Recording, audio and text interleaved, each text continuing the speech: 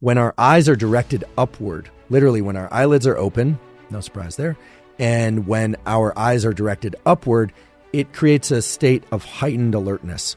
And this has a relationship to the brainstem neurons that create alertness and their control over the muscles of the eye and, believe it or not, the eyelids.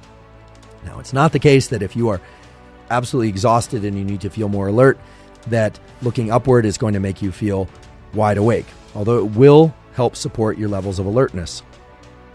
The point here is that you can optimize your workstation in a physical way that leverages this aspect of the visual system and your level of alertness. Since most of us want to be awake while we're working, try and position your screen or your tablet, whatever device you happen to be working on, at least at eye level and ideally slightly higher. If you think about it, most people are not doing this. Most people are looking down at their computer or tablet or are angling their eyes at their screen at about 30 degrees. That is not going to support heightened states of alertness and optimal attention. In fact, the opposite relationship between eye position and alertness is also true. When we look down, when our eyelids are slightly closed, it tends to decrease our levels of alertness and increase our levels of sleepiness. I really want to emphasize this, that there's a bidirectional or reciprocal relationship between the brainstem areas that control alertness and the eyes, meaning how alert you are controls how open or closed your eyes are. No surprise there. But also that how open and upward directed your eyes are will increase your levels of alertness. And if your eyes are pointed downward and your eyelids are hooded, like they're slowly closing, like Costello's always are, you'll feel more sleepy, especially if you're somebody who tends to have that mid-morning sleepiness or mid-morning crash. So what I do is I have a standing desk, but I also prop the computer up such that it's at least at eye level. And I haven't figured out yet how to develop a workstation where the computer is above me. I think the only way to really do that is actually to tilt one's body back, but actually that's not a good idea. Depending on how reclined you are or upright you are, you will decrease with reclining and increase with sitting forward your levels of alertness.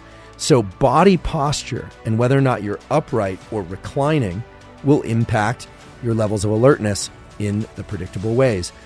And where you position your eyes, whether or not your eyes are upright, so to speak, looking up or directly forward, or looking down, will dictate whether or not you are feeling more alert or more sleepy, respectively.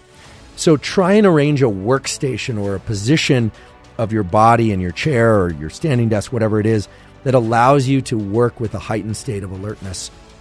This is really, really key for me because I found that when I would sit down, not only would my hip flexors start to get sore, I'd feel tight in the back, etc., but if I was staring down at my screen all day, or even for short periods of the day, I would start to feel sleepy and I couldn't figure out what was going on. I also thought maybe I needed glasses. I do wear readers at night, but it was really a problem. And simply by getting the screen directly in front of me at eye level, it's been completely transformative. So we're now at the description of my day and these protocols in which I would do a 90-minute bout of work. Now, why 90 minutes? Well, the brain is going through these 90-minute so-called ultradian cycles throughout the entire day and night. Every 90 minutes, we shift over from being very alert to being less alert and then back to alert again. Here's how it works.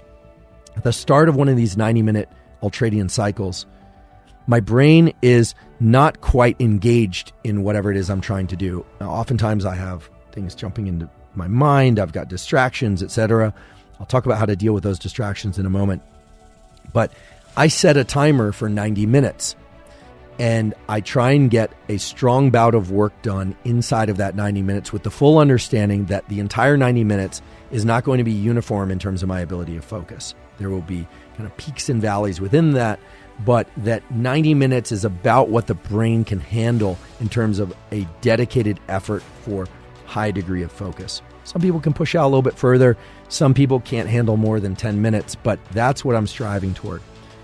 You'd be amazed how much you can get done in 90 minutes if you are focused. So how do you increase that focus and how do you use the timer feature? Well, you can combine those. I use a program called Freedom. It shuts me out of the internet completely. So that means no checking the markets, no checking social media, no checking the news, no checking email, none of that. I Get a dedicated bout of work done.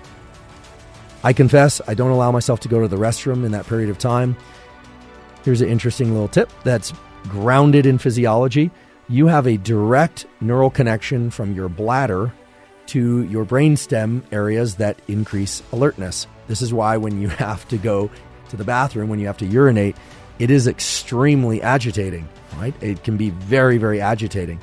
I'm not encouraging you to get so agitated by filling your bladder so much and resisting going to the bathroom that you are uncomfortable and can't focus. But I generally will just drink liquids and work away, and I won't walk away to go use the bathroom unless I absolutely have to. Sort of odd that we're talking about this, but this is one way in which I've learned to funnel my attention into whatever it is I'm doing. Because as you all know, the moment you sit down to do some serious work and you flip off the internet, all of a sudden it's as if the phone has a voice. It starts calling you. It's almost as if the restroom has a voice. But we all are familiar with the fact that if we are focused on something, that all that just kind of melts away. So the goal is to get into what I call the tunnel, to really get into a tunnel of quality work. The brain loves that state, but it's very hard for many of us to access. My phone is absolutely off. It's not on airplane mode. It's absolutely off during this time. If I've been struggling with that, and I confess, there are times when, for whatever reason, something going on in life, it's been harder to put away the phone. I will sometimes put it in my car. I used to joke that I used to throw it up on the roof or something like that. Look, I've done, and I suggest people do whatever they need to in order to self-regulate that activity. And if you're somebody that feels that you absolutely need to be on your phone and on the computer for this work bout or the work that you do, well, that's a different matter altogether. This is just simply how I work. So I will do 90 minutes, and I do set a timer, and I turn on the program Freedom, locks me out of the internet. If someone rings on the doorbell, I will often shout, not coming to the doorbell, leave it there. I mean, unless there's a real emergency, I'm not going to step away from that work. There is nothing more important than what I'm doing in that 90-minute block. And that's what works for me. You can try various other things. That's what works for me.